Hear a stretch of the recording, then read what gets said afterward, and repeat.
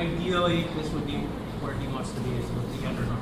Because I don't have that good control. I want to be like this, with the head and arm on top. Okay. But if he gets that underhook, and he gets to his side, and he has a path to my back, or just out. And, yeah. Okay. So we're going to start off with that. The underhook, okay? And the side control, with this, I want hip to hip. Because that's a good side control, because your weight is going to be where their power is. Okay? If I'm this way, my weight's in the middle, chest to chest, which is, I mean, you can still have good pressure, but he still has energy to bump me off and to create the space. But if I'm hip to hip, he has to fight all of my weight. Okay? So I like to say that's just my preferred way to be in side controls. Hip to hip, you have good base, and you're still pretty mobile from here. And when you're ready to like go for submission and maybe transition, that's when you come to neutral, bring your knee up into their hip. Okay. So anyways, he has this underhook, and we want to start attacking the arm.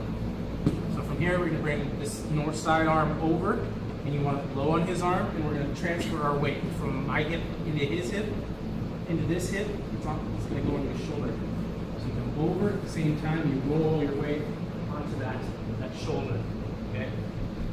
So you're here. Okay. Now I want to be initially with this underhook. If he has this underhook, I want my arm to be low on his arm. If my arm is up here, he can still bridge and create space. Even though I'm hip to hip, he can still create the space. But if my arm is low, it's going to be a lot harder for him to move. Okay. So you're going to start out with your arm low. Okay. This arm, when you bring it over the top, you want your elbow to hit. Probably you want it below their shoulder for sure. Okay. So when you come over, make sure your elbow's below their shoulder this way as you roll your hip this way. Okay. He's going to probably follow with this hook here. He's not going to make his arm as easily accessible. Okay. So when you're here, you're going to reach back like you're pulling a bowstring. And I'm not going to turn my whole body because this puts me off balance. Okay. So I kind of keep my head and my chest facing straight forward as I reach just my arm back and my shoulder back. Okay. From here, I'm going to grab the meat of his hand. I'm going to push his arm down. I use my whole body against his arm. At the same time, I bring this hand underneath his elbow. I plant here. Then from here, it's going to be short little pulls away and pushes towards the mat. Okay, and you're not going to get it in one shot. You want to keep your elbow close to your side and make sure that you're stable first. Okay. You're going to do a short little burst and a full push. Creep forward. Full push until you get this to the mat. Okay. As soon as you get it to the mat, you gotta curl your wrist. Okay. You have to make sure you have this secured. If my wrists are straight, it's easier for him to do that. Okay. And we're gonna actually go over a little bit of that later on today. But as soon as I push this forward, curl those wrists, both of them. You're going to be able to curl this one a lot, and this one not much, okay? Because you're going to be fighting against his arm. You're going to try to curl your wrist as much as you can. Now, he tries to straighten his arm, it's going to be really hard. Okay? Then, from here, we're going to switch our knee. We're going to bring our knee into his armpit and step over his head. Okay? From here, I don't have to turn him onto his side. I can work on getting his arm away, sink my hip into his stomach here, and start turning my whole body towards his head. Okay? Before, we would step over the head and try to roll him over, but this one you don't have to, because you already have his arm away from his body. Okay? So when you get to this spot, here, bring your knee into his armpit, so now my weight is kind of in my hip and in my arm. As I step over, and I just sink my hips back down and kind of pulls them off to the side a little bit. Also, you don't necessarily, I mean, as long as your leg is over his head, that's what you're shooting for. You don't need to bring your foot all the way up like this. There's still a lot of space there. So what I like to do is once I get my leg over, I'm here, I get my leg over, and I put my knee down here. Because if he tries to sit up, he's just going to go right into my leg. Plus it helps put a little pressure on the shoulder, and when I turn my body, it locks it more. Okay? Any questions on that? Okay, let's give that a shot. Just run through it a couple times each. If you have any questions, ask, and then we'll go over a couple of little additions. His arm away. Okay, but if you were in time, like maybe you were here and trying to break the grip, and he straightens his arm right away. Okay, so here's a couple things you can do.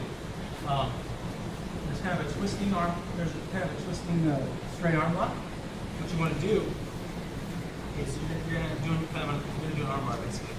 But to do this one, you see a lot of people like right here trying to do it right here, and it's kind of a touchy thing because the person can roll their wrist, you know, maybe go this way and kind of fake you out and do all some kind of play. It's kind of a game there. So what you want to do is keep everything tight here, but walk his wrist. You need his wrist higher than his shoulder. So you want his wrist up this way. Okay. So basically, you're holding everything still here.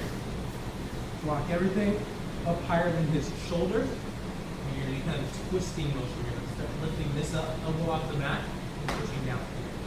I didn't have to do much for that tap. Okay.